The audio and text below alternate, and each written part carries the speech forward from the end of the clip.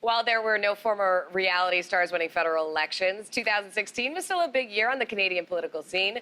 Fingers were pointed, tempers flared, controversy boiled over the span of Justin Trudeau's first full year in office.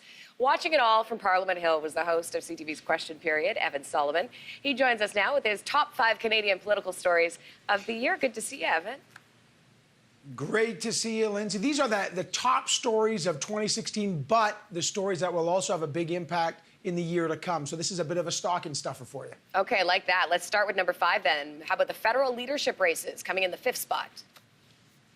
Well, that's right. In 2017, the Conservatives and the NDP are going to have a leader. Well, that is if anyone actually decides to run for the NDP. They don't have anybody that has so far formally declared. They are looking for a pulse. They've got to recapture who they are after the Justin Trudeau Liberals literally scooped the NDP up. So they've got to find an identity. They've got to find a leader. Candidates are welcome. The Conservatives race has already heated up. There's 14 candidates. Let me just cast this for you, Lindsey, as if it was a Star Wars movie. You've got Rogue One. That is Kelly Leitch. She's trying to yank the party to the right because she's modeling herself on Donald Trump and talking about screening immigrants at the border. You've got Rogue 2. This could be Kevin O'Leary, the reality TV star. He might jump into the race. He's hinting that he will. That would really change that race. That would be the outsider. Then you've got Rogue 3. That is Max Bernier. He calls himself Mad Max. He's a libertarian. He wants to really yank the party into that more libertarian, tiny government. Then you've got these middle candidates. Michael Chong, a progressive conservative.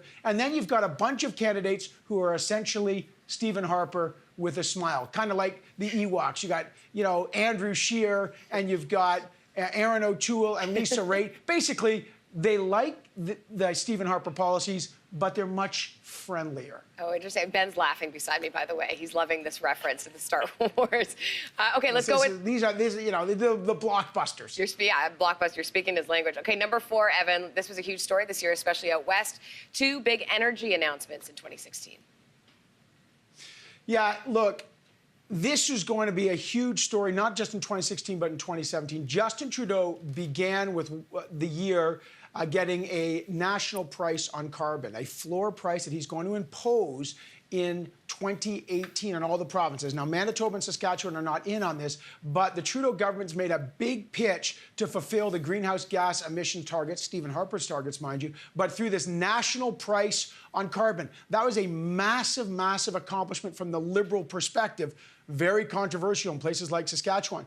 But it's deeply connected to what he did just in December, where he gave the green light to 2 pipelines. One, not that controversial, that will go from Alberta to the U.S., which is called the Enbridge Line 3, but a very controversial one called the Kinder Morgan Trans Mountain. That goes from Alberta to British Columbia, right in Vancouver and Burnaby. You saw Justin Trudeau just this week out trying to defend that. That will cause an enormous amount of controversy. His own MPs are concerned about their seats out there because people in Vancouver and the Lower Mainland are very upset about tanker traffic. This is very controversial. He's had to spend a lot of capital on this. But the reason carbon and pipelines are tied together is Rachel Notley, the NDP premier in Alberta. Alberta's got a jobs crisis, 9% unemployment, but she supports a price on carbon, but she needs jobs, and Trudeau needs economic growth, so he gave the green light to pipelines. Pipeline politics will dominate 2017. All right, I want to make sure we get through all these, Evan. Okay, number 3, we've got the Liberals, and speaking of controversy, they're fundraising. Yeah, Justin Trudeau took the fun out of fundraising. $1,500 a plate, goes to mansions, raising money, has done nothing illegal. Problem, he seems to have violated his own rule. When he came into government, he added this extra layer of fundraising rule saying that no one should get privileged access to ministers or the Prime Minister, or even the perception of that kind of access. Well, when you're going to mansions for $1,500 with Chinese Canadians and they're working on files that the government's working on, there is the perception that there's privileged access. He's getting absolutely hammered on this. His story keeps changing. They have to change this because, Justin Trudeau is a prime minister riding high in the polls, got a lot of Teflon. Every day, there's stories about these fundraisers. Teflon gets stripped off. This is a bad story for Trudeau. They've got to figure out what to do with fundraising, and they will change in 2017. And we knew Trump would be involved in this list somehow. It's the threat that he poses to the future of NAFTA. So let's talk about your number two. Number two is what, I think after New Year's Eve on 2016, Justin Trudeau does not pop any more corks because he has one word on his mind: Trump, Trump, Trump, Trump, Trump. Donald Trump is a buy American president. He is an American first president. He wants to rip up NAFTA, which is free trade is a big deal. Obviously, the U.S. is Canada's largest trading partner, $800 billion a year. Nobody's even close. And if Donald Trump thickens that border, that's a big worry. Trudeau's got to get along with Donald Trump. He's got to find a way to have the bromance with Obama continue with some kind of bromance with Donald Trump. He's deeply concerned about that. Trump will be the most important file for Justin Trudeau on trade, on NAFTA. That is one to watch. Man, Donald Trump will be the story in so many ways, but for Trudeau, that is going to be critical. Absolutely. Okay, what was the top Canadian political story of the year? There's lots to choose from. Look, it was a very busy year in politics, but I would say in Canadian politics, it is Justin Trudeau's first year in politics. He started the year, Lindsey, the polls were nosebleed high, and yes, he's plummeted down. There's no way to go up. But any government in history would take this first year, despite the fact that it's ended on serious wobbles. It ended with the collapse of a new health accord. They didn't get that. The fundraising issue, which we talked about. The democratic reform file is a mess. Hey, this guy's, and by the way, the economy's not growing a stitch, and they got a $30 billion deficit. So it's not all sunny ways.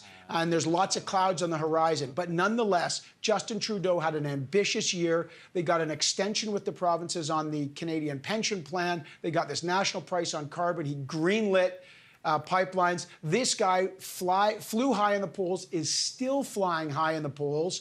And until they get an opposition leader permanently on the Conservatives or the NDP, Justin Trudeau and the Liberals will take this as the best first year they could possibly have imagined. They got a very tough year ahead. Very tough, especially on economic growth. But there's no question, by any measure, Justin Trudeau was the political player of the year. Wow, okay. CTV's question period, Evan Solomon. We also appreciate your tie this morning. Very festive. We like that. Well, I'm trying, look, I know Ben's probably rocking some fancy pocket square with antlers, and, I'm not going to compete with that. I just have the You're not incorrect. You're not incorrect. Here it is. Here it is. Look. It has antlers on it. Yes, He's indeed. got it, of course. Yes, indeed. You two are adorable. It's all I got. It's all I got. Hey, have a great Christmas and Happy New Year. Thanks, Evan, so much. Don't forget, CTV's question period will be holding its annual political quiz at 11 a.m. on Sunday.